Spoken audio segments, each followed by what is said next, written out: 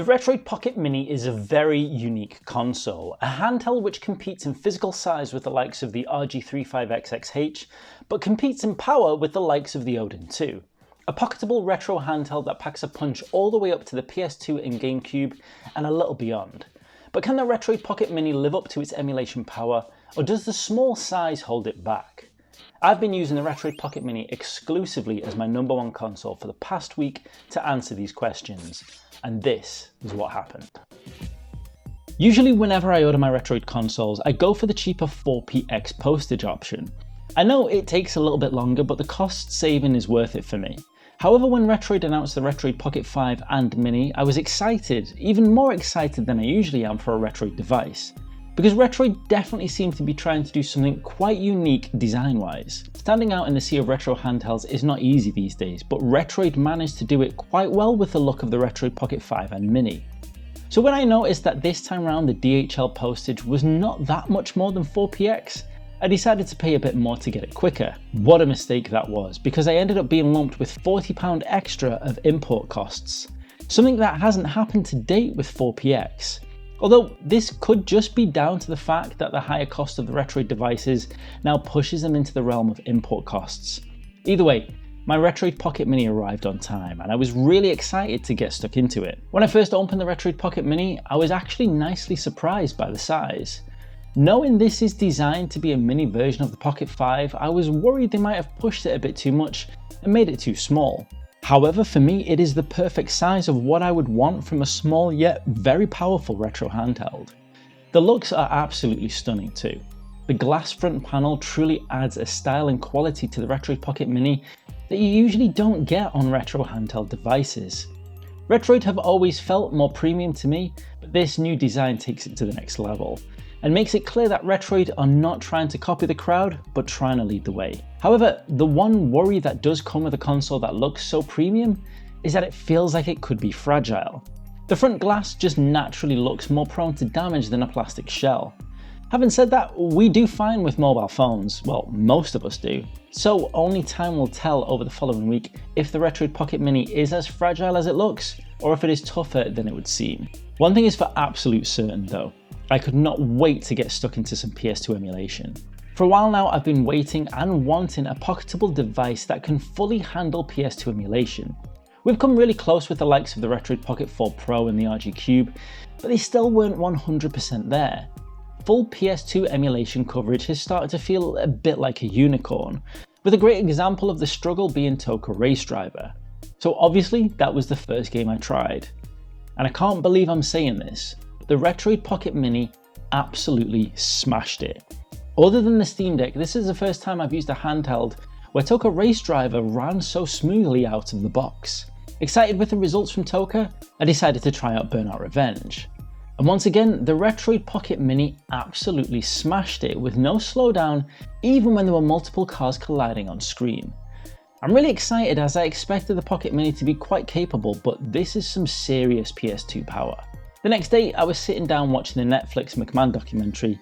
A great but weird show to watch, as the WWE fan in me loves all the history, but it also pulls back the curtain on the shadier side of things, and it's quite difficult to watch at times.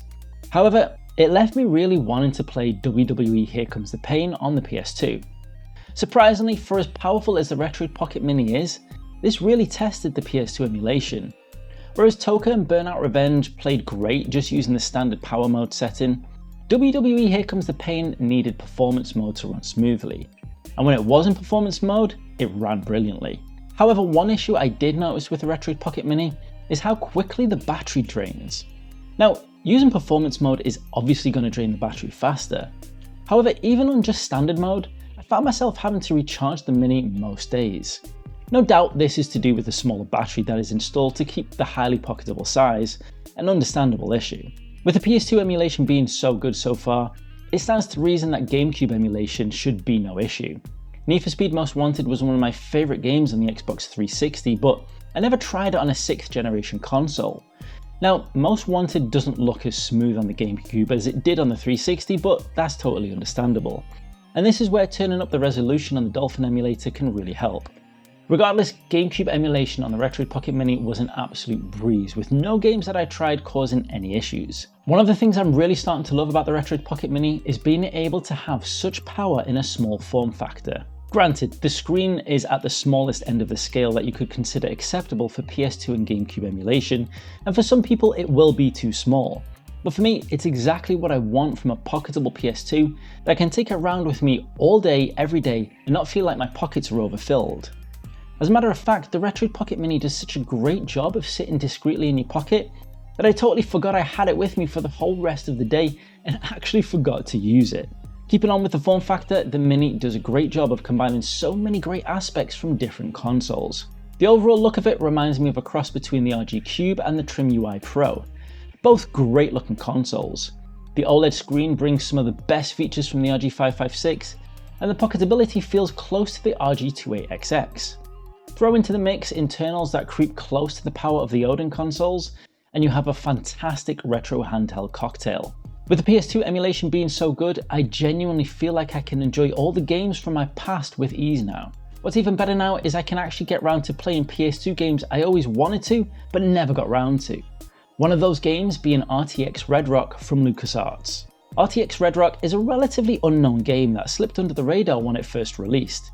At the time, I had just recently played Halo for the first time at my friend's and became obsessed with it, to the point where I had borderline withdrawal symptoms not being able to play it.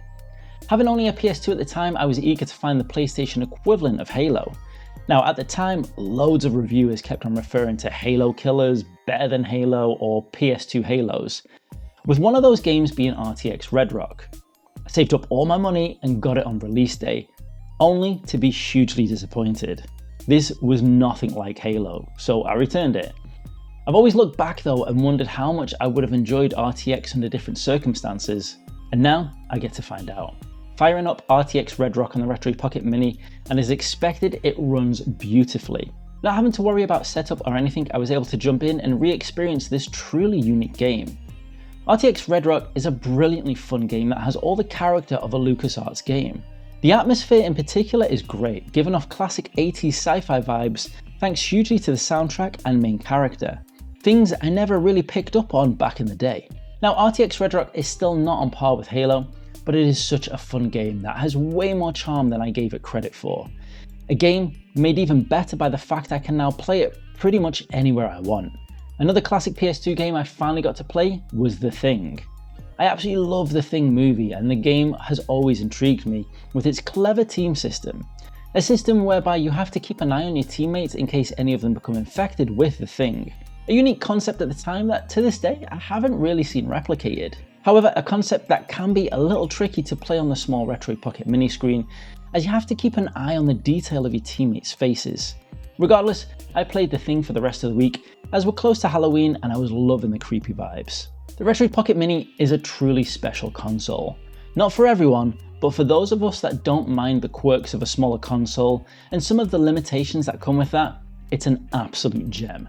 A pocket powerhouse that lets you discreetly bring around with you the power of GameCube and PS2 emulation anywhere you go. I wasn't sure at first if it would be too small even for me, but after a week, the Retroid Pocket Mini has grown beyond its small scale into one of my favourite retro handhelds so far. If you want to find out more about another of my favourite retro handhelds, then check out this video right here.